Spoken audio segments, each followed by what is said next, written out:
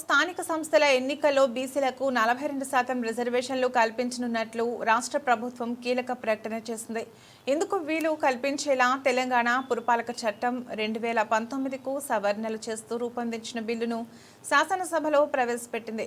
రెండో రోజు కొనసాగుతున్న అసెంబ్లీ సమావేశాల్లో భాగంగా పురపాలక చట్ట సవరణ బిల్లుపై చర్చ సందర్భంగా మంత్రి శ్రీధర్ బాబు ఈ విషయాన్ని స్పష్టం చేశారు. స్థానిక ఎన్నికల్లో బీసీలకు రిజర్వేషన్లు కల్పించాలనే లక్ష్యంతోనే ఈ బిల్లును సభ ముందుకు తీసుకొచ్చినట్లు మంత్రి శ్రీధర్ బాబు వివరించారు. శాసనసభ సమావేశాలు జరుగుతున్నందున ఆర్డినెన్స్ జారీ చేసే అవకాశం లేదని, అందుకే చట్ట సవరణ ద్వారానే ఈ ప్రక్రియను పూర్తి చేస్తున్నట్లు చెప్పారు. ఆ బిల్లు ఆమోదంతో రాబోయే స్థానిక ఎన్నికల్లో బీసీలకు 42% కోటా అమలు కానుంది.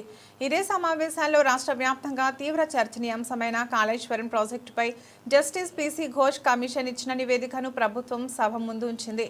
ఈ నివేదిక కాపీలను ఎమ్మెల్యేలందరికీ పెన్ డ్రైవ్ల రూపంలో అందజేశారు.